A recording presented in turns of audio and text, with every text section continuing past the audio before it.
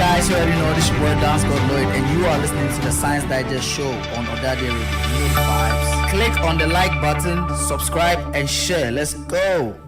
Hello, my name is Elsie Kaufman, and I'm here to support the Science Digest show on YouTube. They have a lot of interviews, interesting things going on. Please watch it. Thank you.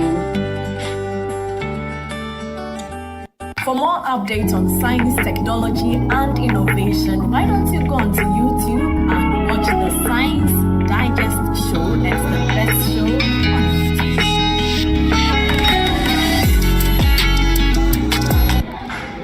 Hi there. So to all my lovely people who love science and anything science, well, the Science Digest show has got you sorted to kindly hop onto their YouTube channel, subscribe, and let's learn anything and everything science. Science Digest show, demystifying science. My name is Dr. Yabidi, Research Fellow at the West African Center for Cell Biology of Infectious Pathogens at the University of Ghana.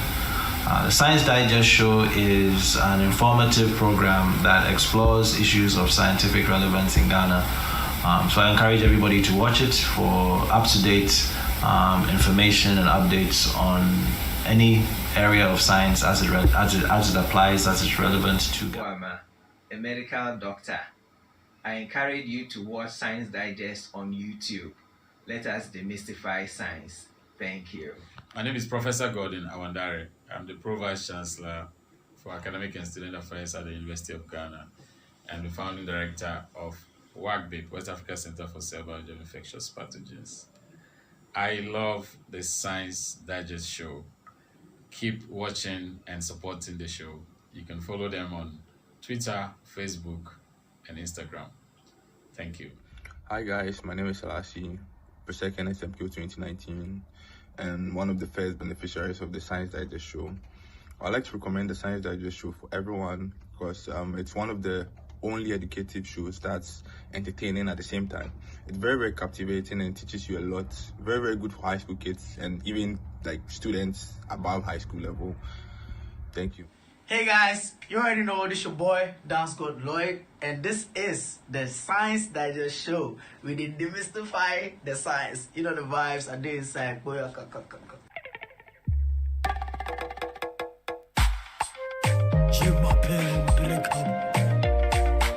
Still no break up.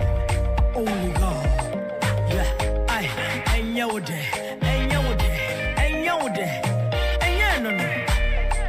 That's right.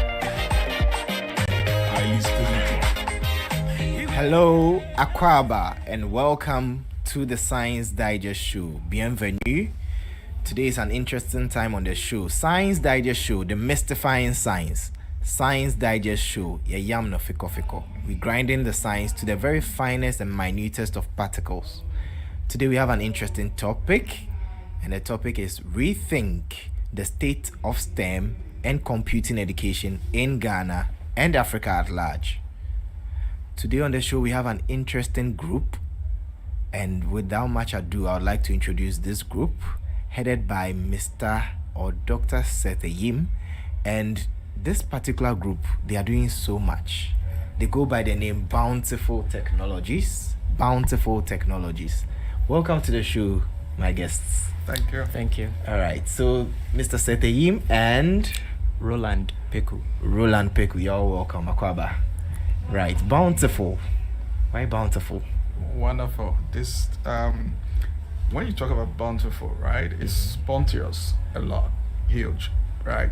I live in the state of Utah. There is a city called Bountiful, Okay. and then this is from the scripture. In the state of Bountiful, if you look into the scriptures, there were people who had everything. Okay. So Bountiful Technologies, we are looking at providing technologies for everyone. Our slogan is we make technology work, and then we start looking at how can we carry technology to everyone across Africa, across the world.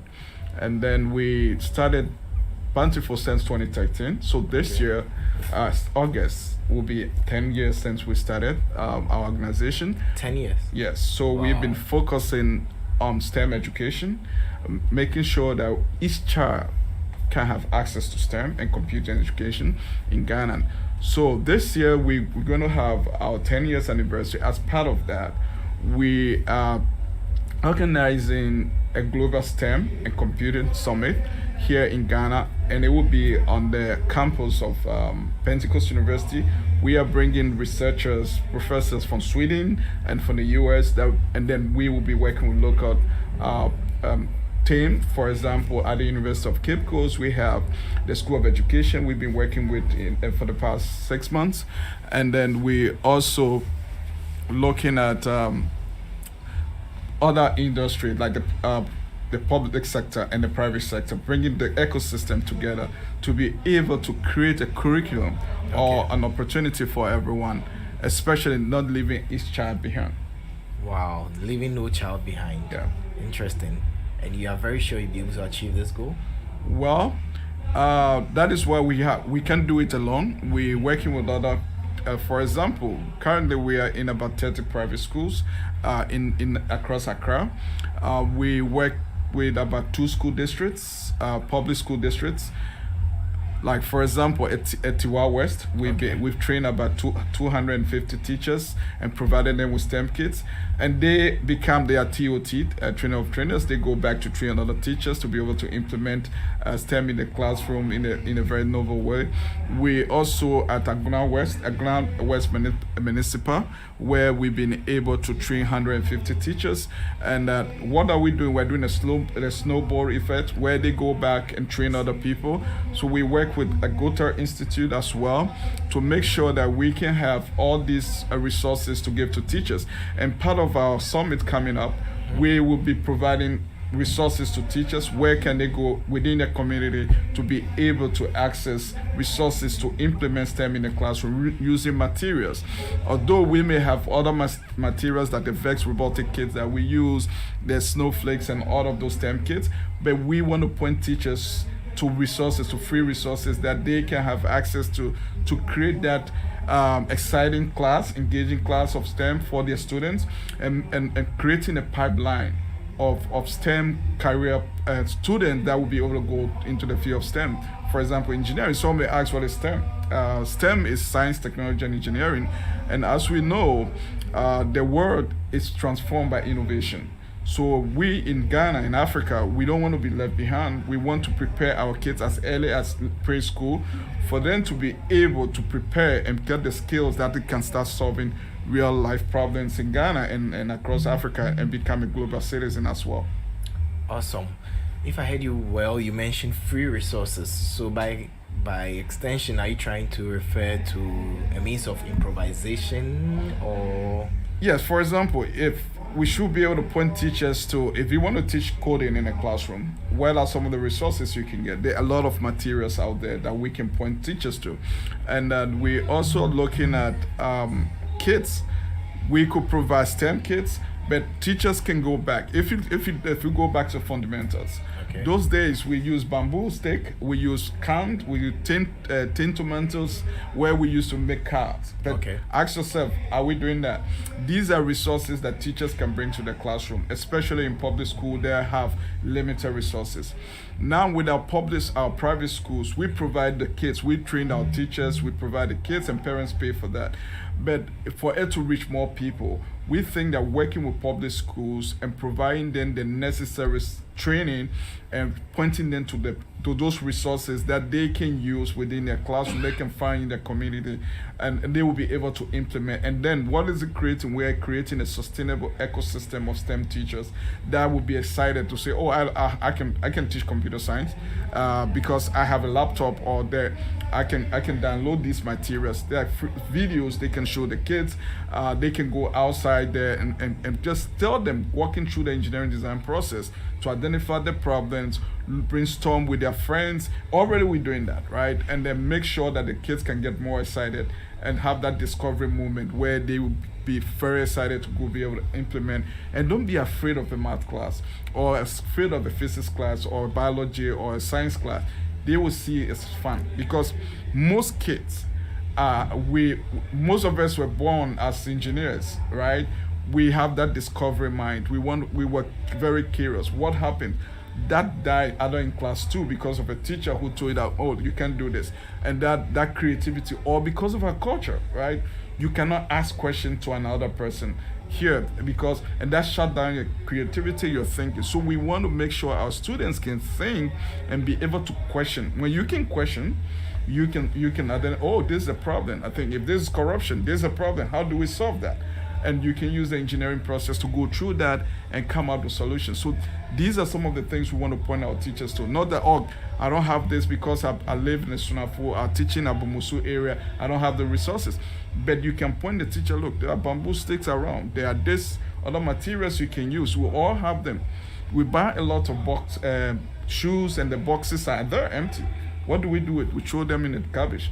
The students, you can bring that to your classroom and create even a termite house, which you use on a box to build. And then you use bulb and other electronics materials, which are even cheaper to do. And those of us who can afford like the robotic kits, we are trying to make sure that like our non-profit provide those kits for teachers to say, okay, I have other materials I can bring to get the kids excited. Working with our partners like Vex Robotics, Rex Foundation, and Bounty for STEM Education Foundation to see which are the resources we can point teachers to, especially teachers in public schools who have limited resources, and they will be able to create this excitement and more our students, our learners to be excited about STEM. Great. You are doing something very awesome, and we are proud to have you here to talk more about that. But before we continue, we would like to know a little bit about how it all started. Yeah, wow. Yeah, my background is in civil engineering. Okay. And then I work a while in the industry, and then I have passion for technology. As of 2002, I was able to teach kids IT. Those days there were not much technology in Ghana, and just last week I had one of my students that visited me. He's doing so well in computer. So at that time, I still have that excitement as a 2002, just out of high school and college, and then looking at what I can do to help kids. And then I have this, I still remember Arthur Peters gave me the opportunity to teach it in his school, and I learned everything programming on my own. And I feel that there will be opportunities for kids. And then I have the opportunity to travel to the States, and then I went to study information systems. And then one of the things that really struck me was seeing young kids. You go to STEM camp, all these American kids are in it. What can we do the same in Ghana? And then when I came back to Ghana, although we started a tech company, we were focusing on just integration, training people, corporate. And then we decided that no, we can do something for kids. So in 2018, we did our first innovation camp, which was at Otagon. We have over 500 kids coming to the program. And even that is when the Ministry of Education saw that, and they visited Mrs. Pinkland then, visited us, and wanted to see what we were doing with the kids. And it was exciting. But then Ghana Robotics Academic Foundation, Michael and the rest, they came. We have students from all over the city. And then we said, wow, if kids can come to this program, why don't we have this in schools? So from 2018, we started going to schools, right? We started doing after school program and integrating it into the school. But the striking part, I have two boys, a 16 and a 14-year. And those guys, by then, they're 12 years old. He was, we would say like, maybe he has a challenge in learning, right? But when we introduced robotics, I remember they asked me to buy a game for them. And this game was a logo bust. I thought it was a game, but I rather bought a robot. Okay. So when I bought the robot, they said, no, Daddy, that is not what we wanted. We don't let the game. But I found out that every day when this guy closed from school, he's locked up in his room. And within 2 days, he built the whole robot and programmed it without any tuition. And these are the guy. This person was hyper, who thought that he's not smart. And we say, if he can do it, more kids in Ghana will have the same challenge. And then we decided to move to all the schools. So currently, we are in about 30, getting to 30 private schools across Accra. And then we continue to organize a weekend program for kids. So we have our Saturday center at Paloma, adjacent Paloma, that is the former NDC headquarters. So we're in that block. Okay. So we have kids coming for Saturday programs, and weekdays we also teach kids how to learn. Especially students that have failed their exams, they come, especially in STEM, we teach them how do you study to be effective learner and continue learner. So we teach the kids in those programs. And then we have like the Rising Sun schools, we are on all their campuses.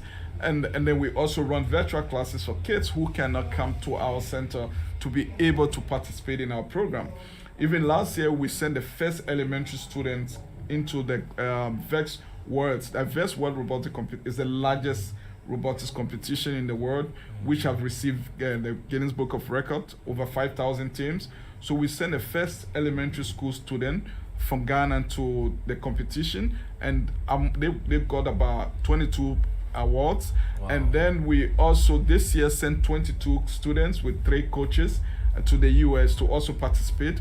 Out of 800 teams, we came around 78, so we're part of the top 100 teams that were participating. So what are we creating here? If we rethink the state of STEM and computer education in Ghana, we are looking at how can we have the teachers have been trained. We are not going to untrain the teachers or unschool them. What we're trying to do here, one, we want to change the teacher's perception. How do you teach mathematics to make it fun?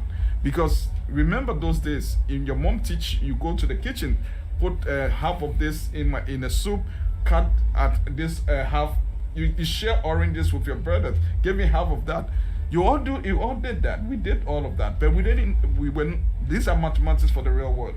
How can a teacher teach that to the student and making sure that not dumping him to, oh, you cannot do mathematics. Mathematics, So we want to provide those resources to teachers to make sure that they can teach in a very effective way. We also have one of our top-notch program called the Girl Power program. You can see he's wearing the t-shirt of the Girl Power.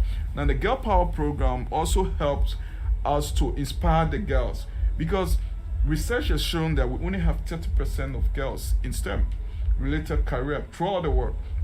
So the Girl Power event, we organize it every October, where we celebrate the International Day of the Girl Child. This is a STEM workshop which redefine the face of STEM by giving girls the opportunity. And then we bring in real women engineers. So we work with Ghana women engineers, Ghana women in ICT. They come and mentor these girls. And the last time we had a student from Sweden, a Ghanaian student doing PhD in computer science, and she shared her story how a teacher told her, no, a woman cannot be a computer scientist, but she is doing PhD, and she shared her story.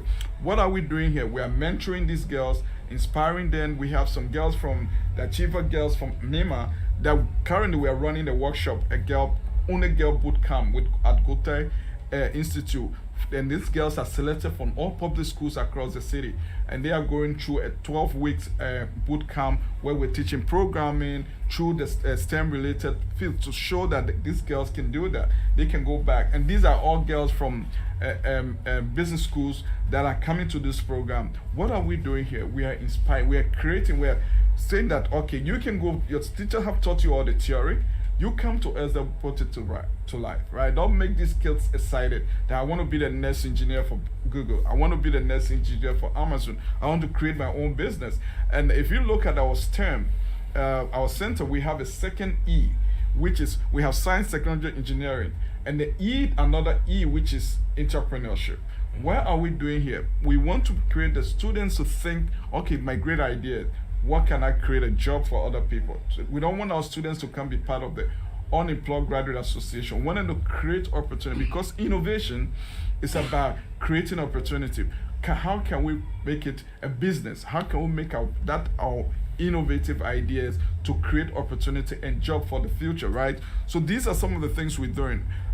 Just to let you know, when I came back to Ghana, we're looking at how we can help a lot of students.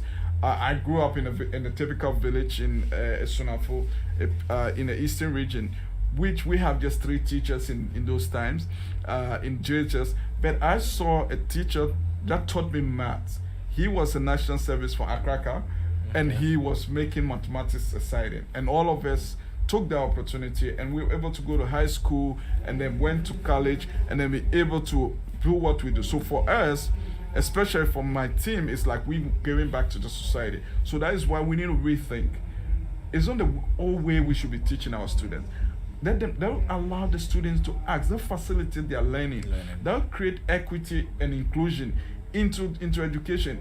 Not that just the guys who think that they can recite and be able to tell you about the equation, integration, and all of that. They can say, there are people who may not do that, but they are very good at designing. They are very good at programming the computer. So what are the space are we creating for that? So that is where Bountiful Technologies come in. So we have an ecosystem. Our ecosystem, we have the STEM Educational Center where we do training, teachers training, we provide all this. And then we have Bountiful Technology, the mother company itself. So what we do here, we also do teachers training we provide programs in schools. We look at technology that school can use. For example, I told you about the Agilex, the Dawn, which you can put content on, and we call it Always Learning Occasionally Connected, where students can use to be able to learn offline where there are internet issues. Great. Then we have our foundation, which is Bountiful STEM Educational Foundation, where we provide training for public schools and go back there and give them resources and to be able to teach effectively in the classroom, especially implementing STEM in the classroom. Amazing. You're doing awesomely well so far, and I know you go beyond the skies. Mr. Peko, will be coming shortly to you. We're live again on ỌDADEƐ Radio. ỌDADEƐ Radio can be reached on Zeno FM radio app at ZenoFM/ỌDADEƐ Radio. Also, we can be reached on Facebook at ỌDADEƐ Radio Ghana. Can also be reached on Instagram at ỌDADEƐ Radio, and on WhatsApp on the number 02092925. This is the Science Digest Show. Mr. Peko, yeah, I know you're part of Bountiful. Is that the case? Yes, I am. Great. What do you do there? Okay, so I'm a senior certified STEM robotics instructor. Okay. So at Bountiful Technologies, before you can go to the classroom, you need to go through certification. You Sure. can't just go to the classroom. So you go through the certification, you take the exams, and then there is a score that you must get before you are awarded a certificate. So until you get that score, you are not certified. Okay. So you take that course, you go through the exams, and then once you pass that, then yes, you are certified. We also train the teacher, or that's the new coming in teacher, on some of the things my boss mentioned earlier on about we let you understand why the need for educational robotics in the classroom. Okay. Great. Why is it that kids do not want to study or do not want to go to the classroom? All these things are, just to bring to your mind, okay, try to understand things from the student's perspective, so that when you go to the classroom, you are like, okay, this is what you are thinking, this is what I can do to bring them into the real world, because that is what we are doing. Okay. Awesome. So you need to understand the student's perspective, then you are able to deliver very well. But you also need to know what you are going to teach. Okay, so you have the materials. We do role plays, so we act as students. One instructor will teach, and then we evaluate and all that. And so we do all these things to train ourselves. We have the curriculum. As I said, we are in partnership with Vex Robotics, which is the largest robotics company in the world. And so we are in partnership with them. We have the curriculums and all these things. So we study these things, we go to the classroom, but then we don't just carry and then you go give it to them. Okay. You need to run the class in such a way that you are able to adjust to the circumstances of the class. Right. So using things that the students can relate with. Remember, we are teaching right from preschool. Okay, so the way you teach someone in JHS will not be the same as how you're going to teach someone in preschool. Yes. Nice. So you need to be able to adjust to the needs of the student, using things that they can easily relate with to teach them the very concepts that they are being taught in the classroom. Okay. So usually a typical example I give is using numbers or movement. Let's use movement for example. I'm working on a robot, okay? For it to move, I need to apply some mathematics for it to move, okay? Now the speed is the numbers. So the higher the number, the faster it moves. Great. The lower the number, the slower it moves. So that is the speed. How then do I tell the robot to move forward or backwards? Okay? So that is simply addition or subtraction. Great. So if the number is positive, then it's telling my robot to move forward at that particular speed, which is the number I specified. Okay. And then if I want it to go backwards, then that number then becomes negative. And then my robot knows that, okay, I'm supposed to move backwards. So in real life, okay, this is how these things can be applied when it comes to movement. So the student is able to understand, oh, okay, in real life, I can use this way, I can use it that way. Another example, talking about an area, let's say area of a rectangle. Okay. We usually draw it on the board and then we calculate and all that. In real life, where can we find a rectangle? A football pitch, not the stadium, the pitch itself. Okay. It's rectangular. Rectangular, yeah. So you can use that as an example. So I want you to calculate the area of this football pitch for me. Okay. Then it brings the student's mind. So it will cause them to think. Okay. So it sort of makes it practical. Exactly. And relatable. Exactly. So the students will now have to think, okay, the football pitch, what does it look like? What is the shape? Okay, so they get the shape, okay, it's a rectangle. What did the teacher say I should do? I should look for an area. Okay, what is the area of a rectangle? Okay, then they quickly apply the formula. Then they get, okay, so football pitch, rectangle, this is how it applies. So you see that they are able to relate these things to the real world, and gradually they are able to solve real world problems. Great. So if, let's say, a World Cup is going on and they are watching, they'll be looking at the perimeter area on the pitch and all of that, than just to see like a normal stadium with Ronaldo and Messi on it. Exactly. Interesting one there. Great. Exactly. All right. So we'll be coming back to talk more about how to do the rethinking, or what should go in, or what's bountiful, to be specific, and other groups can do to rethink STEM and computing. Viewers, stick around. This is the Science Digest Show. We will be right back. Stick and stay.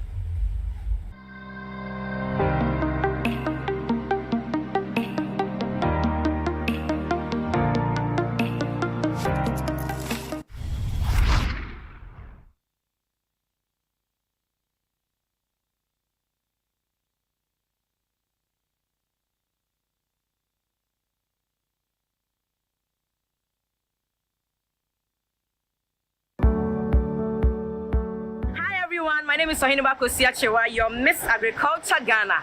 And keep watching Science Digest Show. Keep watching Science Digest Show. This is where you get up-to-date information on everything happening in the agribusiness sector. You know, right? That is where the money is. There is gold in the soil. Science Digest Show is the best. Subscribe and get all the info. We love you. Hooah.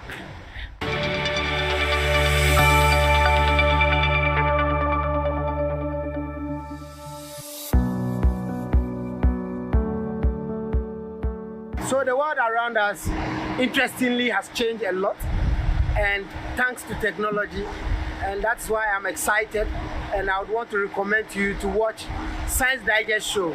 This is a show that demystifies science and makes our children and everybody as excited about technology and the science around us. And I believe that that is what will make our world a better place for all of us. Keep watching, and I wish you all the best.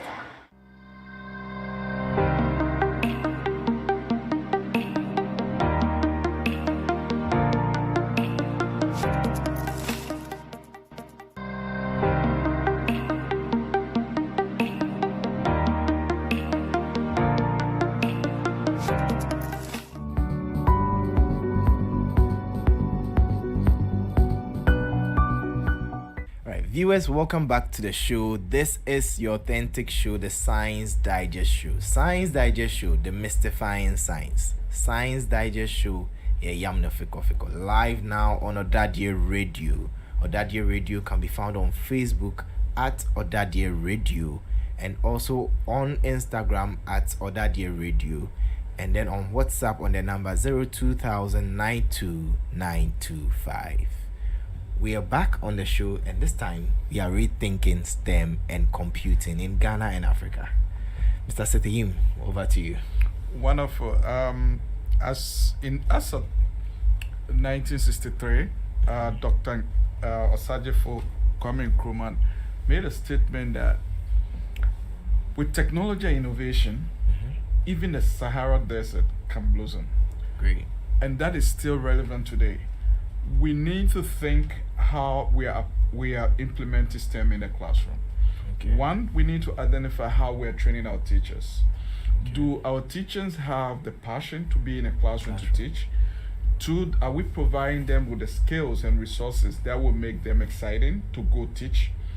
As we think about these things, are we engaging with key stakeholders like the public sectors and the private sector? Now, when we look at public sector, they make policies. They look at the Ministry of Education looking at policies. They're looking at what are the framework, the strategy for education reform.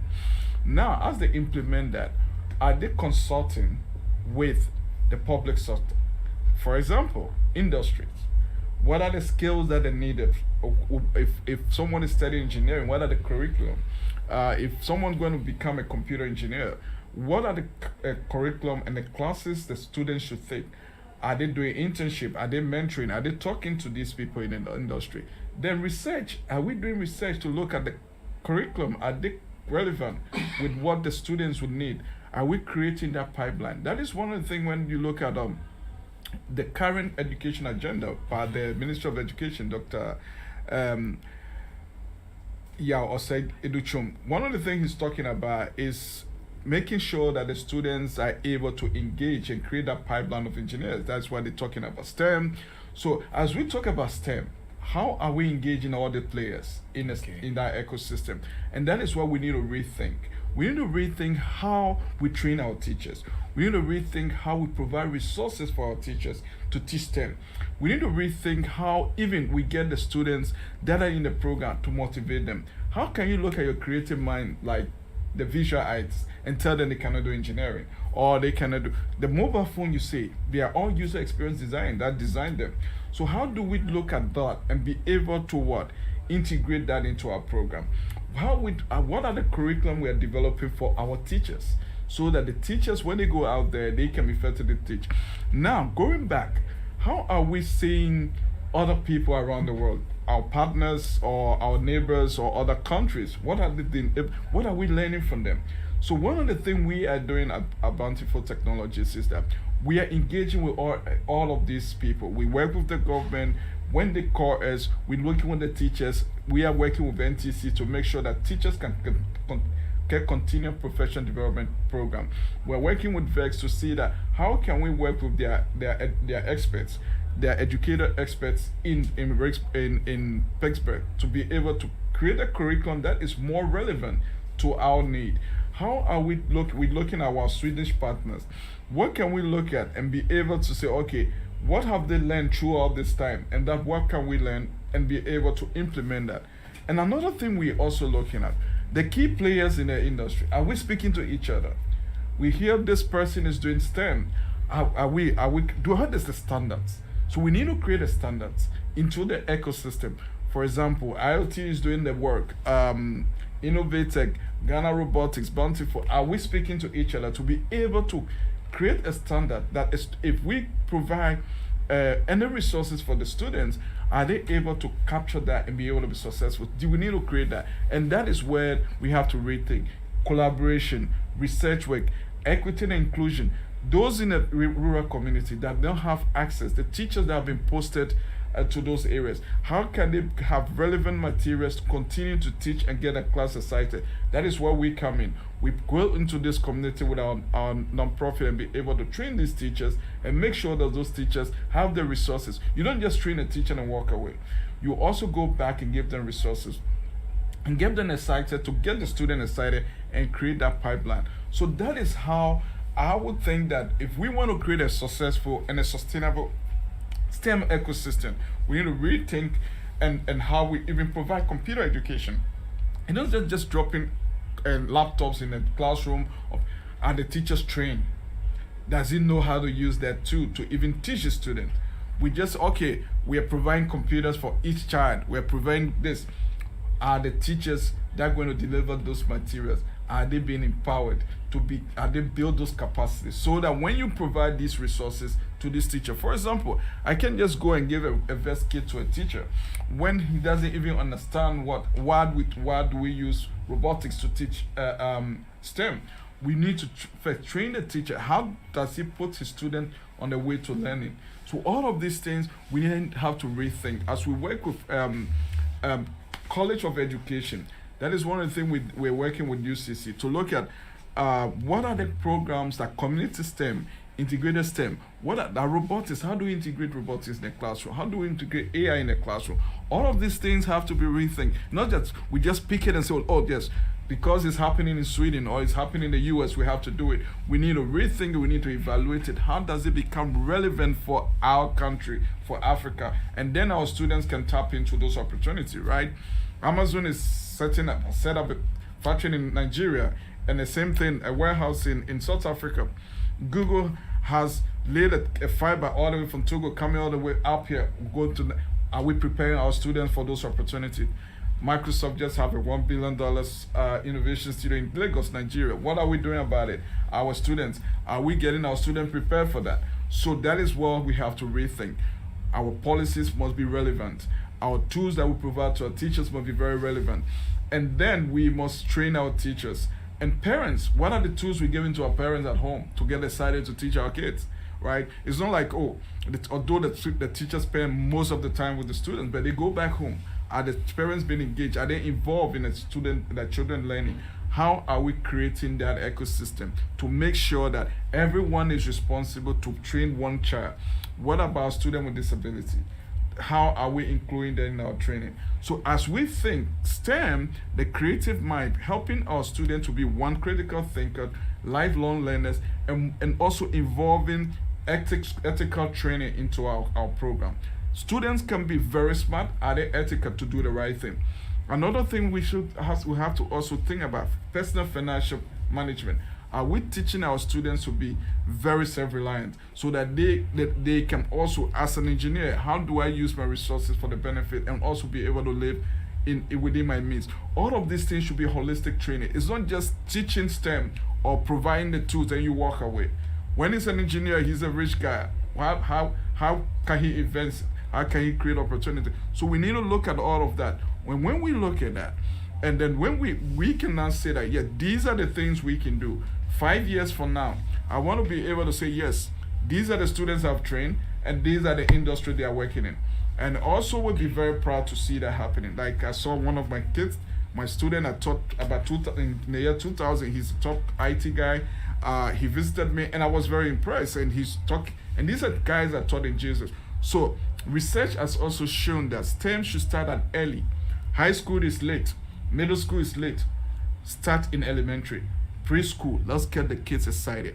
And by class 2, students lose interest in mathematics. If the teachers are not delivering, they can only deliver that when we provide those tools. And that is why our Bountiful Technologies, Bountiful STEM Education, and Bountiful Foundation, these are the things we're doing. Although we run a for-profit business, but we have our non-profit, but we are a social entrepreneur, making sure that we can do those impact, working with the government, working with any public sector. One of the things we're also doing to create that strong ecosystem or sustainable ecosystem of STEM, we are having the STEM summit. We did that in 2020 during COVID. It was online, where we brought in different universities, different people to be able to talk to us about the opportunities in STEM. And on this summit, we are bringing professors from Sweden. We are bringing professors from Ghana, UCC, Pentecost University. NTC will be there to talk about technology and teachers. We are bringing someone from the ministry, Aaron Aklobia will be talking about the government policies on STEM in the country. We have the minister himself will be speaking on the topic, how can we rethink STEM? And how can we provide all these resources so that private sector and public sector partnership can be stronger? And that is where we can create a strong ecosystem. That is a rethinking. And then when we do that effectively, you and I, as we broadcast this, it's through technology. Who are we going to prepare for the next DJ to be a sound engineer? Are you thinking about that? You think about this carefully. We send footballers to come. As young, they have coaches. They mentor them. Do you have an engineer academy where you send? You don't have that. So we think you wait till high school and start thinking about, oh, I want to be an engineer, or I want to be. But someone as 5 years start going to football camp and becoming the next Messi, and then you ask yourself, why are we not training our future engineers? So one of the things we're going to do that this December, and between November and December, we're also having what we call the Future Engineers Boot Camp. We're going to put these kids at the Pentecost Convention Center for 3 days, where we expose them to different tools, and then they will be able to develop things and be able to showcase it. For example, there's government just launched the STEM Ovation, which is an opportunity for kids in public schools to be able to create, to innovate, and teachers should be able to mentor them. I think that is a commendable opportunity for all our students in all the public schools to be able to do that. So these are the things we should rethink, making the students to play and learn at the same time, be critical thinkers. So our program provides students with what? Critical thinking opportunity, where they can develop critical thinking, project-based learning, where they can look at things and be able to solve problems using the engineering design process. We also communication skills. Students should be able to write their idea. We are promoting writing and literacy skills. And the fourth, which is collaboration. And then the fifth, students must be taught that iteration, that is pivoting, failure is part of the process. They should be able to accept, oh, my program didn't work, what can I do to make it better? And that is what innovation is about. Failure is part of innovation. So we must encourage our children, as they work through with other people, they should be able to know that if this doesn't work, they can try again. And failure is part of the learning process. So that is what STEM is about, to create that, to make sure that we rethink the way we teach STEM in a classroom, and even computer education. Kids as young as can do Scratch, they can do a block card. Are we exposing the kids to that? They take their parents' phone, the whole day they're playing games. They can create games, they can do animations, they can do all these things with those tools they already have. So these are the way we can engage our students. And at Bountiful Technology, our slogan is we make technology work. And we want all the kids in our program to think about that. Let them come and learn at our centers and their partner schools. And we also look at training teachers. If you reach out to us, we can come to your school and provide those training for your teachers. We just finished training St. Martin de Porres teachers a few weeks ago, and then we have few other coming along. And some of these things we provide them free of charge to schools, especially if we are working in your school and then we find out that I want to sit in the math class in class 1 or class 2. I want to see how you teach math, and I will give you feedback. So we work with the schools and make sure that we can go back and train the teachers so that they can provide this wonderful. So we invite most of the teachers to come to the STEM Summit, which will be happening on the 24th to 26th of August at the Pentecost University. There will be a lot of workshops, and they are free unless you want to get certificates or CPD where you pay for it. But you just want to come and learn and get engaged and also network with other professionals, we also invite you to come along. We will be excited to be able to get together and network and provide this sustainable STEM ecosystem by rethinking the way we deliver our STEM program and the way we train our teachers and even how we teach computer in the classroom in Ghana. And as they always say, Ghana is the gateway, and someone will say Nigeria is the destination. But we want to create that gateway where we can stay and they have those opportunities. Awesome. Interesting works going on there. And you said the program again is on the 24th? The 24th to 26th of August. At Pentecost University. Sotium. Okay, great. And you've taught us how to rethink some of these things. I think you really reiterated the point on public and private sector cooperation and partnerships. And then you also said failure is part of the process, part of the engineering process, part of the STEM process. And you said we should teach the children also how to write and their thought processes in some of these things. I think you've given us enough measures on how to go about some of these things, but I know, Abeko, you are more on the training on the ground. I would leave you chance now for you to also bring in your little inputs. Yeah. Okay, so I will start with sensitization. Okay.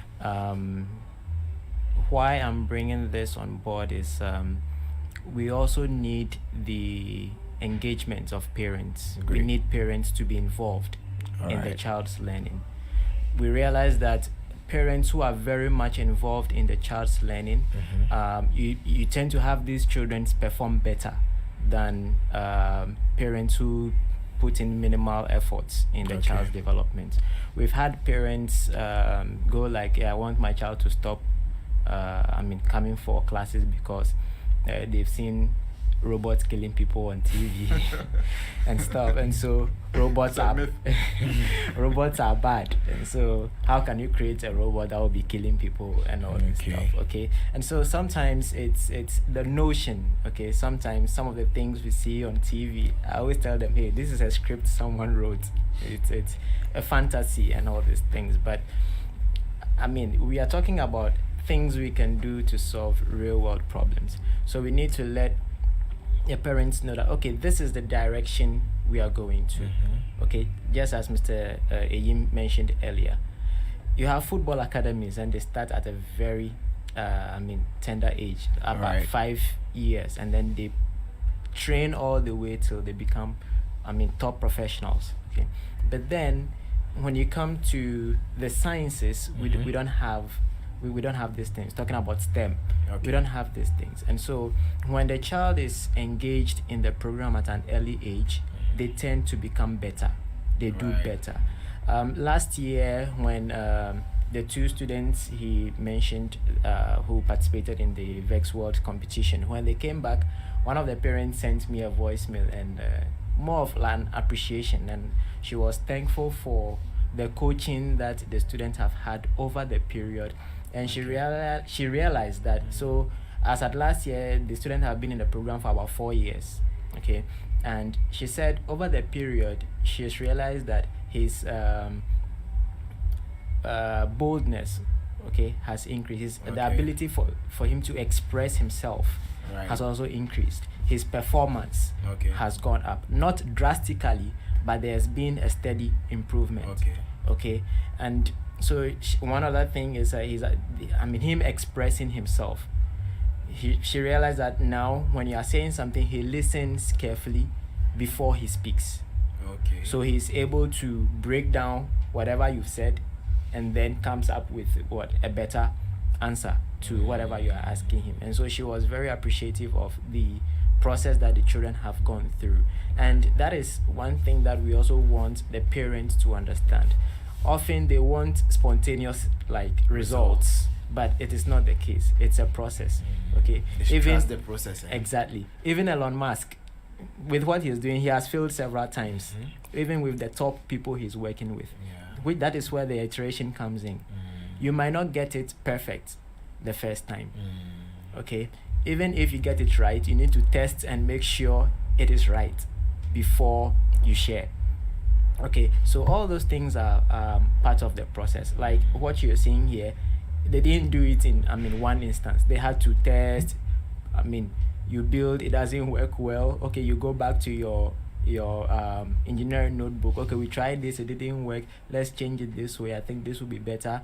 And so that is the iteration process. So that way they collaborate, they share ideas, and then they put it back into solving the problem. And so when we are able to communicate these things well to the parents, if the parents understand the essence of STEM and then the future it holds for the students, they would better appreciate and then also be engaged in the child's learning at home, not just in school, because they spend just a very little time in school. Most of the time they are home. So what are the parents also doing to support these kids in their learning, in their growth? When the child comes home, do you ask them, what did you learn today? You can even ask them to do a role play. Okay, if the child is having an issue, and they do a lot of research. Okay, we have students like today, I'm coming from our center, as he mentioned, adjacent Paloma, and we have students who has been working on a robot that is supposed to be used for next year's world competition. And they've been doing a lot of research. This week, I've joined 2 of their Zoom meetings, and these are students in school. Wow. And yet they still find time to do their Zoom meetings, plan, write their findings, a lot of YouTube videos, trying to see different designs, how they can put that into their own design and then solve their problem. And today I met them, and then there's what we call the drivetrain, which is the base. So like you can see here, this part of the robot is the drivetrain, the part that is responsible for the movement of the robot. And initially, one thing you also need to consider when you're going for the competition is that your robot needs to be fast. Remember, it's time bound, so you need to be able to complete the task within that time. So your robot needs to be fast. And so they've had that challenge. They built it, it wasn't moving fast and stuff, and so they had to change. Today I got there and they came to show it to me. Usually when I go, they'll be running away, but today the confidence has come. They came to show it to me, and they were like, whoa, my robot is fast. And then they were driving and back and forth, and and so this is part of the process. They didn't give up. They had to test, change, build until they got it right. Okay, and then you move on to the next phase of the design or the project. So like I said, it's not spontaneous, it takes time. All right, awesome, interesting things going on. In summary, you are telling us that they need to trust the process, and STEM is not a one-day activity. It's not spontaneous. Giving you back your word. I think you are doing awesome works for us, but you've brought a lot of things here today, and I know you would love to demonstrate it. Viewers, this is the Science Digest Show live on ỌDADEƐ Radio. Science Digest Show is 3 years old, and you can subscribe to our YouTube channel at Science Digest Show, on TikTok, The Science Digest Show, on Twitter, Science Digest Show. And then we are powered by SMC Consult on Instagram, SMC Consult. So much for Christ. Viewers, will be right back after this short commercial break. Then we will launch into the practicality of all the STEM that they've retaught. See you soon.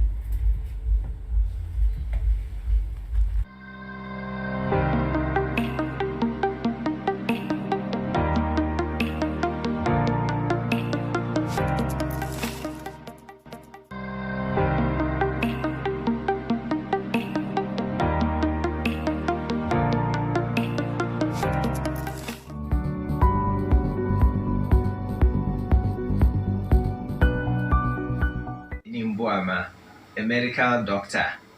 I encourage you to watch Science Digest on YouTube. Let us demystify science. Thank you. Hello, my name is Elsie Kaufman, and I'm here to support the Science Digest show on YouTube.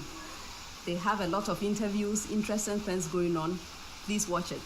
Thank you.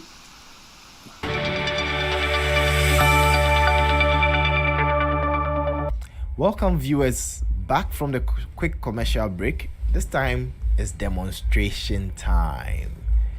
Bountiful Technologies is in-house, and they'll take us through what they have. The floor is yours. Wonderful. So when we say Bountiful Technologies, you respond, we make technology work. Okay. Bountiful Technologies, we make technology work. So we're going to make technology work right now. So Roland will take us through that. Right. Okay, thank you. So I just want to quickly go through the various equipments that we use in the teaching, so to say. So we have at the preschool level, we use, so this is one of the equipments. We call it the snowflakes. There are several other ones. There are straws, like my boss said. There are so many things around us that we can use to engage the kids. Okay. We have straws. Sure. Just like the ones we used for to drink. Yeah. Okay. So straws and connectors that we use to build several objects. And so we have this being one of them, which is the snowflakes. As you can see, was trying to make a flower pot. So it's about the design. Wow. And the aesthetics is also very important. How colorful it is, because okay. Talking about the entrepreneurship part of it, how well you package what you are selling to the people. That is Okay. what will draw them closer. So Okay. their looks is also very important. Okay. So these are some of the things so this is to enhance their creativity. Right. So it has to be pleasant. Exactly. But focus more on solving the problem. Okay. Yes. And then we also have the VEX 1, 2, 3. So with this, the idea is like, let's say you want to make stew. Okay. First, you put your pot on the fire. The next thing is the oil, and then say onion, tomato. So there is Right. sequential. This one comes before Okay. this one. In life, it is the same thing. When you are solving a problem, it has to be sequential. Okay. From this, you move to this. From this, you go to that. Okay. So it's the same thing, and that is exactly how programming works, All right. which is about solving problem. So at that early level, and this we are talking preschool. Okay. So preschool grade 1, within this Okay. range, we engage the kids in this basic programming skills. Okay. Okay. So as you can see here, I have this tablet. Okay. Okay, and it says when starts 1, 2, 3. So Okay. this is the 1, 2. The robot is the 1, 2, 3 it is referring to. All right. So when the robot starts, what should happen next? Okay. So you see Okay. there is an inscription here which says Okay. drive 1. So it means the robot is supposed to move 1 step. Okay. And then it says act crazy, so it's supposed to do that. Okay. And if you look in here, there are several of these with different instructions. Okay. Go to start. Drive 1. Drive 2. Drive 1. 10 right. 10 left. 10 left. Right. Okay, so based on the program you want to run, Okay. you slide in this in that sequential order. Okay. And then the robot is going to run them per the sequence. Okay. That you have what? Put in the slides. Okay. Okay. So the other way is you can also manually do that from here. You see there are some arrows Okay. on the robot itself. So Right.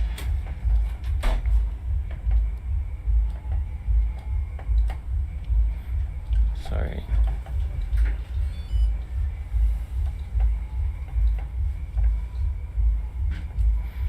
Okay. I think it's still pairing. Let me just quickly explain the rest and then come back to that one. Okay.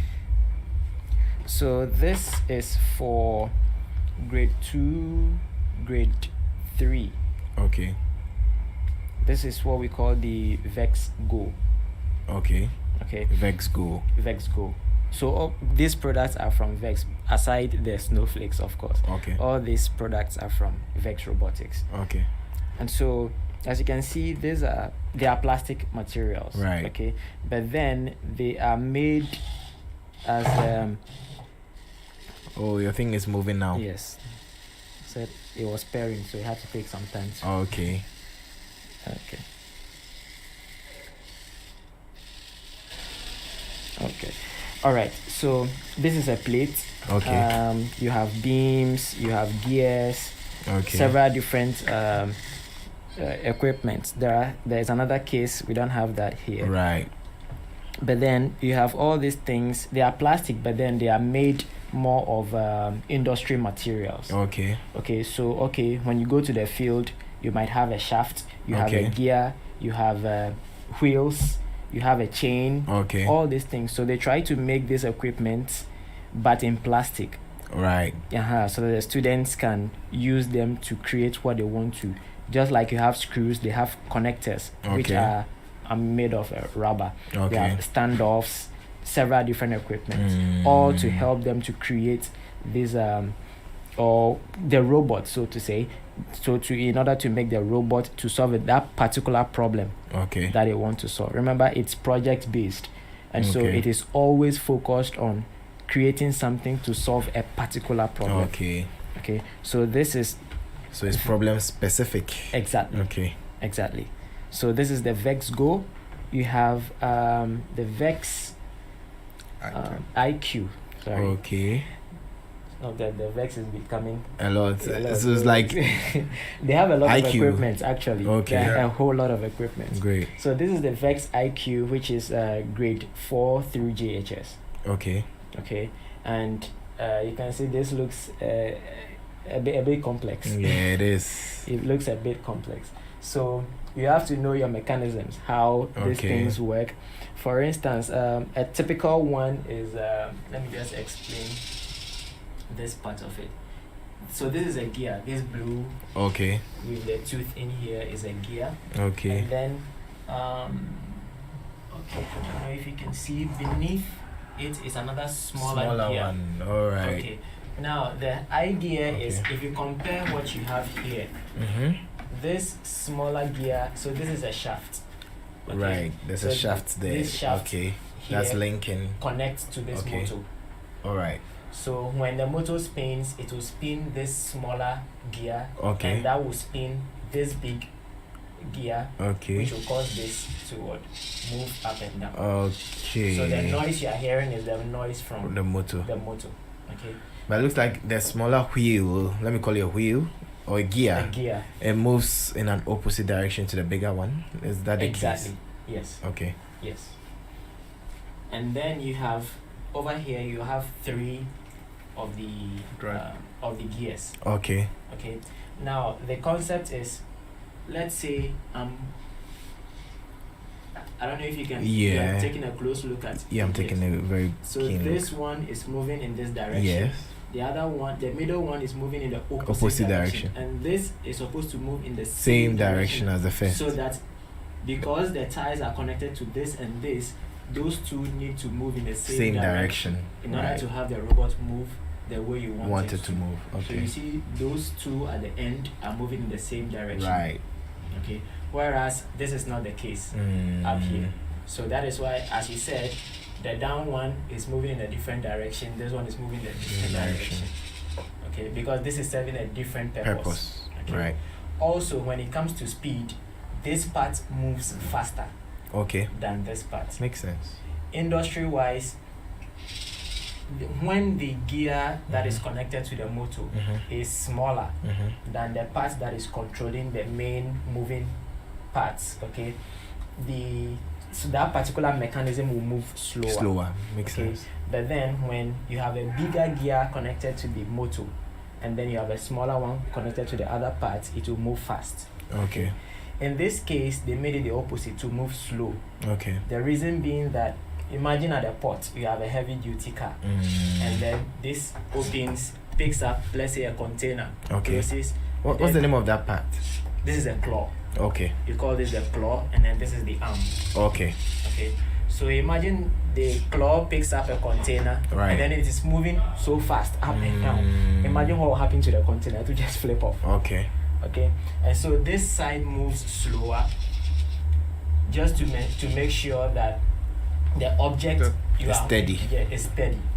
Okay, so that is the concept. Right. And all this. So you need to put all these things in place. That's why we said it is not spontaneous. Okay. You need to be able to apply all these things. And as you can, this is things they are learning in the classroom. The physics principles is here.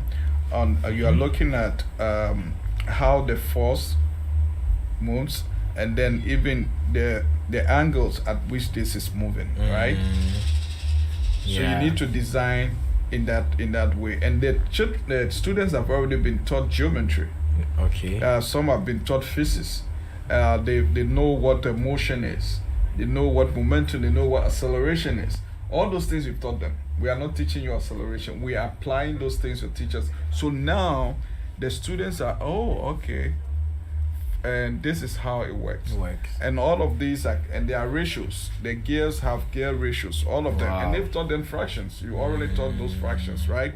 So the students are applying all of this together in a fun way to solve a complex problem.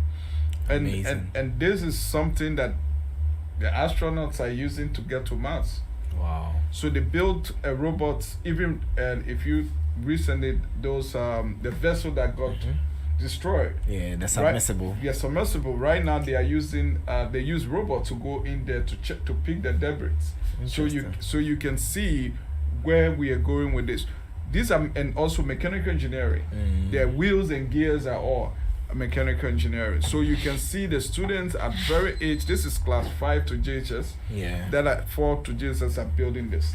So they will have the middle school, which is mainly the upper primary to JHS. They are building this, and then you can see the flow from preschool all the way. So no child is left behind. It's built upon fundamentals from the previous and continue. And we even have the high school.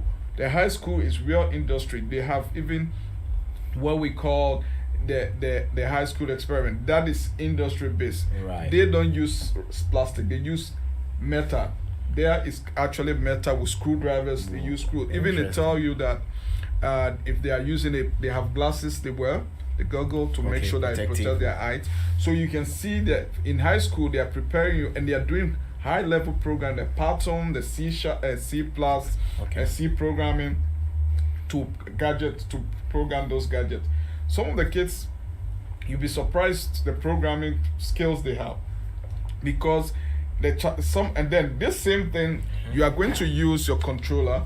You have to program your robot to do the same thing without a controller, autonomous. So there is an autonomous challenge, which you build your program, your code, and then you use the smart cables to load your code, and then the system, the robots will do the autonomous drive. So all of these things, what are you are simulating critical thinking, a real life skill. If the kids, like we have universities that are giving the kids full scholarship, like during the competition, when they're doing a high school competition, they are there. If you've been in robotics for 4 years, STEM education, about 4 to 5 years, there's an instant scholarship they give to the students. So it is not just a fun thing that they are also building a career. Student, especially the new one product that Vex just released, is really industry program. So if kids did that, he can start to go work for Google or go work for IBM or NASA, because Notre Dame, they are the largest aerospace organization in the world, and they sponsor the whole competition. So kids, even the CEOs themselves will come and talk about what they are doing with innovation and all of that. So they are looking at the next engineers from this program. So we are just telling you that it is not isolation. That is why the rethinking is important. We need to relate our curriculum to the industry. What is happening in the industry? So you don't produce set. At the end of the day, when he graduates, the job is not available. But we produce, looking at industry leaders, looking at what the employers are looking for, and then we are able to build curriculum to take our students to that level. So that is what we are about our Bountiful Technology and our partners. We are providing education, STEM education, that will create the pipeline of the next engineers, the next innovators, the next business owners, and then the next president of the country who think critically, who can look at our problem and say, look, we must collaborate and solve the problem, and be able to create that opportunity for our people. So this program is not just about, the children going to have fun, but they are getting real life skills that they will use in a career. And what are we doing? We're doing college readiness students and work readiness. Which career path you want to go in STEM related field. We are not leaving our girls away. The girls are part of the program, putting them in a team. Even our best programmer we had is a girl. Even another best builder we had during the competition, Abina and Emanuela. These were the people who, when they have problem with their robots, they will call Abina, and they will come and build and code it. So you find out that the girls are not let alone, let out in the program. We need to provide those environment that is equity and inclusion. Everyone should be part. We teach that inclusion, because you are working in different team from different school, and most of the children in our, especially weekends program, are not from the same school. Some are from Rising Sun, some are from Adley, some from Mountain de Paris, Alpha Beta, and some are from like the public schools. They all come together, and even when we went to the state, that was the first time they've all worked together from different schools. And these children were so much excited about it. They were engaged. They were giving feedback. Even when they had issues, after this competition, when we have challenges, the kids, we call them, they give feedback. Oh, this is what we did that we couldn't go to this level. We should have gone this if we have done this. So that learning process, and then they were able to do that. So the program is about building the skill set that is needed now and in the future to solve our problems in Ghana, in Africa, and around the world. So the students cannot just think about, I'm studying to be an engineer in Ghana or in Accra or Sunafo or wherever, but they are getting the skills that they can go out and compete anywhere in the world with these global skills that they are learning through the digital, to be able to contribute to the digital economy, that is the global digital economy, which is very, very important for our national development. So we will invite every other person who are interested to come to our center. And also, if you're a school owner and you feel that this is a program you want in your school, we are also available to provide. You can reach us on our website on www.bountifultechnology.com, or you can call our number 0055-819-8161 or 055-252-2322, and you will be able to reach us to make sure that we can provide those opportunities for you. I will repeat that number again. Sure. 055-819-8161 or 055-252-23322, and on our website as well, www.bountifultechnologies.com. You can also reach out on social media at Bountiful Technologies, on Facebook, on LinkedIn, and also on Instagram and YouTube. We always provide opportunities. And then for kids that are at home, this holiday we will be running some summer camp. You can reach out, both virtual and in person. And our big boot camp comes off in November at the Pentecost University from the 30th to the 2nd of December, which is a holiday. Students will have opportunity to go through all the programs, learn, be mentored by engineers. We call it the Future Engineers Program. This is also powered by Amazon to make sure that every student that come in the program will have a certificate from Amazon and will take it to the next level and be able to compete and be part of our next competition in Dallas, Texas next year. So thank you so much. You're welcome. Sure. So this is PCC, Pentecost Convention Center, or Pentecost University? Pentecost Convention Center. That's for the December one. The November one. Okay. And then the STEM Summit comes off on the 24th to the 26th of August at the Pentecost University. Okay. So it is very, very important that we invite all stakeholders that want to network, that want to create a strong, sustainable STEM ecosystem in Ghana to join us at that event. And the theme of this is Rethink STEM and computer education in Ghana. We have experts coming from local industry for our universities in Ghana, like Pentecost University, UCC, and University of Cape Coast. We also have our partners coming from Bigland University in Sweden. We have an AR professor that will be coming. We also have Virginia Tech professors that will be coming from Virginia Tech Innovation Campus and Brigham Young University in Utah and in also Virginia. So this is an opportunity to work with everyone in the ecosystem to create this strong STEM ecosystem as we rethink which tools and resources can we provide our teachers and our educators and our administrators to be able to run STEM in the school and be able to involve everyone. Both we will have the Minister of Education, His Honorable Dr. Educhum will be there, and some of the team from the Ministry of Education will talk about the state of education in Ghana, NTC, the National Teaching Council. They will also be presenting at this conference. We welcome everyone. It's a free conference that is open 3 days. There will be breakout section, panel discussion on issues like ChatGPT and other issues that is affecting education in Ghana and around the world. And then we will be pointing educators to resources and how to be able to create this strong STEM ecosystem in Ghana. And other partners in Ghana that are delivering STEM, we also invite you to join us on that day and have those 3-day section with us where we will be able to engage together, think and see how we can refund our education system, especially creating the STEM pipeline for our country, Ghana, and Africa, and the world. Thank you. You're welcome. I have two quick questions for you, then we'll be concluding shortly. With the VEX IQ, I realize it's employing a lot of subject areas. Could you enumerate a good number of the subjects? Wonderful. The VEX IQ, all what we have, for example, the VEX Go, the VEX 1, 2, 3, teaching normal literacy skill for lower primary. Also teaching the kids how to computational thinking, which is an executive skills, which the student also develop.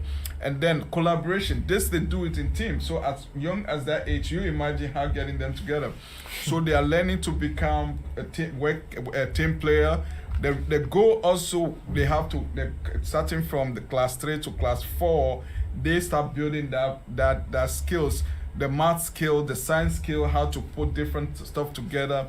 And then when you come to the VEX IQ, which now builds upon all what the kids have learned in lower primary from class 5 all to JSS. Now your physics principles you learn in your science class, you talk about motion, your math class, geometry, mechanical, looking at different simple machines. This whole system is built on a simple machine. Okay. So there are several simple machines that has come to create a complex system. So you can see, you are talking about sensor. You already taught the kids about senses, right? We talk about different sensors, the JALO sensor, and then the gears and all of this. You learn them. The kids have been taught about ratios and all of that. So these have been applied. You can see here, move forward 90 meters or 50 meters. Your metric system. You taught the kids, and then another thing the kids learn is programming. Okay. How to program this. They learn that is a computer science skills, which they use either block Scratch, that is block programming, or they use Python, depending on what the challenge the students want to solve. So these are the subject area and program project management skills. They work together, they come up with the project, this is a challenge we want to solve, and then most of the application of engineering design process. They're developing, identifying problems, solving the problems, and be able to show their results. They're also learning communication skills, the way to talk about their ideas. How did they come about this solution? What was the challenge they face? So they are speaking and they are writing. It's not just, that is why they keep the engineering notebook. There is someone who is responsible for the engineering notebook. There is a team member that is responsible for programming. He is a programmer. There is a team member that is responsible to make sure they can drive when they go to the competition. There is also a team member that builds. So each of them are sharing responsibility, simulating a real world situation. If you're working on an engineering project, you are working with people of different background, both male or female. So one of the things we teach our children also is hard work is part of the deal. You cannot give up. Although it didn't work, you need to try again and continue to try till it works. And that is how innovation comes about. We're also teaching them entrepreneurial skills. Thinking, how do you talk about an idea? If we could show you some videos when we went to the US, the kids were literally bringing people to the table, right? And everyone has a table. So you see some of the kids, we even have Kofi Ghana who has a Ghana flag. And what are we teaching? Patriotism, being a good citizen, how to promote Ghana as your country. Although you are studying as an engineer or you are studying to be, this guy could be and he made everyone laugh, right? So all of these skills are the skills the students are learning. Time management, because you need to finish a task within 2 minutes or 1 minute. How do you build your robot to finish those tasks? The students have to work. They have to wake up early. They have to work hard. They have to study. They have to do research and present. As Roland just said, these students before they come up with different design, they don't just sit down. They come up with the design. It doesn't work. They go watch other design on YouTube. How did they solve the problem and what are they developing? So these are some of the skills that the student learn, and we map this with the next generational science standard, which is the global science standard for training kids from elementary all to senior high. And then we also look at the code of Ghana syllabus, the GES syllabus.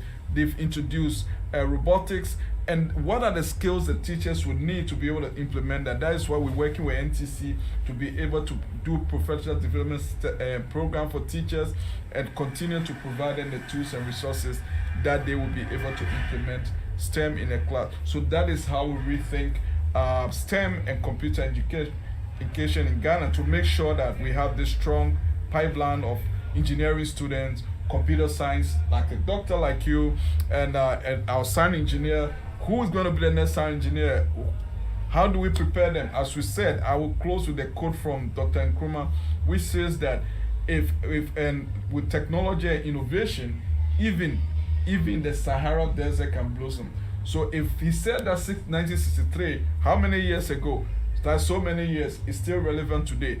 If we want Ghana to blossom, we want Africa to blossom, we need to focus. We need to rethink our focus on STEM education and computing. How can we get our students to be part of that so that they can contribute to the global digital economy, which it is just with us now. It's not. We are not talking about in the next 30 years. We are providing these kids 21st century skills.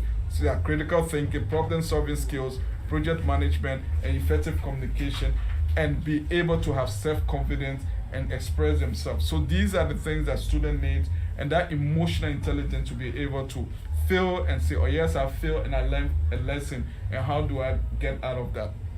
Great, amazing works. We'll be wrapping up shortly. Recently, Science Digest show is 3 years since May 2nd this year, and we've begun a new journey on what we call the Science Road Show. So we embarked on a journey to Blue Skies, and Blue Skies products are more fruits, agriculture, and stuff like that. And we know agriculture is a backbone of our economy in Ghana here. I want to know how all these will translate to cause change or transmute the agricultural sector in Ghana. Also, the global burden of climate change. How do you come in there? Wonderful. One of the challenge in the past, we did the plastic. One of the challenge we did with our students was to go to the ocean floor, right? We simulate the ocean floor where you take a lot of trash from the ocean, because most of the plastic end in the ocean, and then it's been eaten by the fish, and we tend up eating the fish. So we also sensitize our students. Most of the challenge look at environmental issue. Now agriculture. You know that drones, one of the things we teach the kids is about looking at the problem for tomorrow. We can use drone for example, I did a consulting job with USDA where we use drone to map cashew plantation in Benin, about 1,900 of them, and using satellite data and drone data to map and also be able to predict the yield of the. So with this type of technology, we are also inculcating in the students, thinking about the problem. What about food security? How can we develop technology, research into food? Instead of using manpower to clean your farm, can we use drone, or can we use technology to be able to do that? Now look at even grafting, the type of how do you graft, which are the mother tree, how do you identify that? You will be doing manually, right? But we can use all this like AI and all of that to be able to generate this data, to be able to give it to the researchers and say, oh yes, this type of variety of produce, take for example cocoa, which we have in Ghana, can withstand drought in the next 10 years. How can we do that?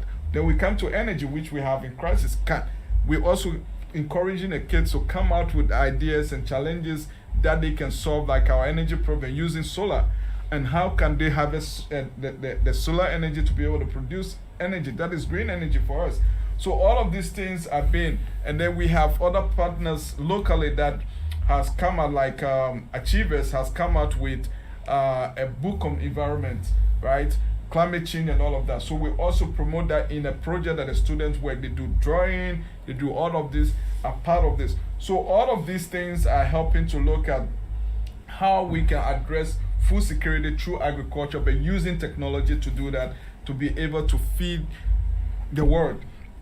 And then when it comes to environmental issues, some of the challenges, some of the topics we talk about, we try the children to think about what can we do to make sure that our environment is safe? For example, I told you about kids designing a robot to clean the city of Accra, which is sanitation issue, and that also to help and look at health. So all of these are just to simulate their ideas, get the students start thinking about, oh, this is a problem, how can I solve it? And that is why we use the engineering design process, so the student can identify that and be able to look at, in agriculture, what can we look, how can we make sure we have more corn or maize for Banku or for cocoa? How can we make sure that we have a safe road for children? How can we make sure that we are not using plastic products that will destroy the environment, or chemicals to spray it, and all of that? So we need to make sure that, and that is how the program is about. Every challenge each year is related to environment, and making sure that states are thinking about what are the things they can look at and solve problems. Right. Amazing work. Bountiful Technologies. We make technologies work. Indeed, you are making it work. And today happens to be the birthday of ỌDADEƐ Daniel Kekeli Gakweto, NSMQ 2020 winner. We wish you happy birthday. We know you're not in the country at the moment, but wherever you are, happy birthday to you. Enjoy. Have a blessed one. Lady Asuna Batu on TikTok is a motivational person. Happy birthday to you. And then also belated happy birthday to Dr. Kwabna Asante Esiedu. Have a good one. And because Science Digest Show is 3 years, we're giving out souvenirs to our guests, and we have an awesome shirt here for him from Science Digest Show, Demystifying Science. And this is a good one for you. I hope you love it so much. And also, if you want to sponsor the show, you can reach us on 054-859-3815. You can grab a shirt here. You can come to ỌDADEƐ Radio, talk to DJ Use, and you get one for yourself. Support us on 054-859-3815. You can reach us on email at sciencedigestshow@gmail.com. Your concluding words. I'll start with Mr. Beko, and then to you. Shout outs and then your concluding words. Yeah. Okay. All right. So it's been a privilege. It's been a privilege working with these students, because what brings you joy is the fact that you see students solving problems. All right. And then the excitement it creates. Like I told you this morning, after they were able to figure out what their problem was and they got it working, they brought it to me with that excitement. And so it also gives you that joy and that sense of fulfillment. Right. That, hey, I've been able to mentor these students to be able to complete this. It's not you doing it for them, no, but it's mentoring them so that they can do the work themselves. Sure. That is the concept, and that is what we are working at. And so it's been an amazing experience over the period. We learn every day, and like I said earlier, we pray that parents especially would grab this this opportunity and this vision, so that they can get their kids enrolled in this program. And even if the child wants to go, regardless the sector that they want to go into, we've talked about the soft skills. Okay, time management, collaboration, problem solve, project management, all these things are skills that are employed wherever you find yourself. Okay. Just like we are in the studio, we have DJ Hughes managing things over there, you are here, and so there's that collaboration. Sure. Okay, it's all part of the process. And so we encourage parents to enroll their wards in the program. We have so many programs coming up, as Mr. Seth has mentioned earlier. And so we encourage them to bring their wards, and even the parents themselves. Sure. If possible, they should also attend this program, see what their wards are doing, and then also there will be a lot of mentors who will be talking how parents can help their kids to improve parental participation. Yes, exactly, so they can better guide their children in this process, while we also do our part to help them grow. So thank you so much, and it's been a pleasure. You're welcome. Any shout outs? Big shout outs to my colleagues Okay. It's like I said, it's tough. Okay. It's tough because you can imagine teaching KG1, KG2 kids. Yes, it's tough. Keep quiet, sit down. I want to poo-poo. Excuse me to say so. Exactly. And so I just want to, we appreciate their efforts. Sure. It's not easy. Right. It's not easy because you have to prepare. We also research a lot, and so you always need to prepare how you can properly engage the kids in the class so they can their involvement and then their excitement would always be there to put in more as they progress. So a big shout out to my colleagues, Samuel, Johnson, Gifty, Queen, Jadine, Madam herself, Madam Selena. I'm sure she'll be asking a lot of questions after the show. Yes, and so everyone. Sorry if I didn't mention your name, but we are grateful to everyone and their efforts. Right, Mr. Ing, over to you. Yeah, I just want to tell parents out there that STEM education is important. No matter where the kids find themselves, we should encourage our kids' creativity at home and get them into programs like the STEM program that will help them develop creative thinking and be able to solve problems. And we are excited for the opportunity to be in Ghana this time because there is a wave of change in terms of STEM education. I could see there's a lot of ecosystem, but I would encourage that we work together, we collaborate, so that we can create the standards that can support the education system in our country and be able to create student pipelines into engineering fields, into computer science, and etc. I will also want to invite all our parents to continue to support their children. As Roland said, let's get involved with our children's education. It is an exciting time. The kids may know even more than you do, but you need to guide them, and so that they can channel that to productivity. We also want to invite our friends and colleagues everywhere to also join us at our summit coming up next month, 24 to 26, the STEM Global Summit and Computer Summit in Ghana. It will be an opportunity to network and also learn from other people, of other experts in the industry and other educators. We also invite parents who would like to enroll in our program. You can find us on our website, www.bountifultechnology.com, or on our YouTube or Facebook page or LinkedIn. That is with the hashtag of Bountiful Technologies. You always find us and reach out to us. You can also call on the number 055-819-8161. You can also email us at info@bountifultechnologies.com. We also want to thank the Ministry of Education, everyone in this ecosystem, our partners, Pentecost University, UCC, all those, especially Gotari, that have been always with us to be able to support public school teachers, and all our partners that will be listening to us from the US and Sweden, Professor Nicholas, Pamela, Professor Ampedu, all of them. We want to thank you for all the opportunity to make sure that we, not forgetting our team down here, our Ghanaian team, the guys who do the work, especially Madam Selena, our VP of Operations, not forgetting the staff, Johnson, Dumakun, Roland Parko. We also have Queen, Albert and San, Jesse, Abu, Abdul, and all of you that I have not mentioned, Kifty. You guys are the rock star. You make things happen, and the children will always think about you. Let's go out there, let's make this change. Let's continue to keep this conversation going.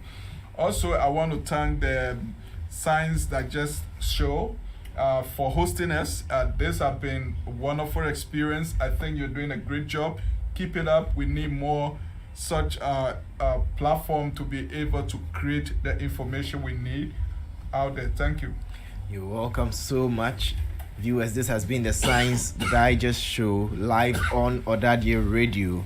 ỌDADEƐ Radio is on Facebook at ỌDADEƐ Radio Ghana, on Twitter and on Instagram at ỌDADEƐ Radio, and then also on WhatsApp at 02092925. Science Digest Show, demystifying science. Thank you so much for supporting us all through the years and beyond. And catch you live next time on the show. We sign out saying Science Digest Show. Yeah, yam no fe coffee. See you next time. À la prochaine fois. Bye. Au revoir.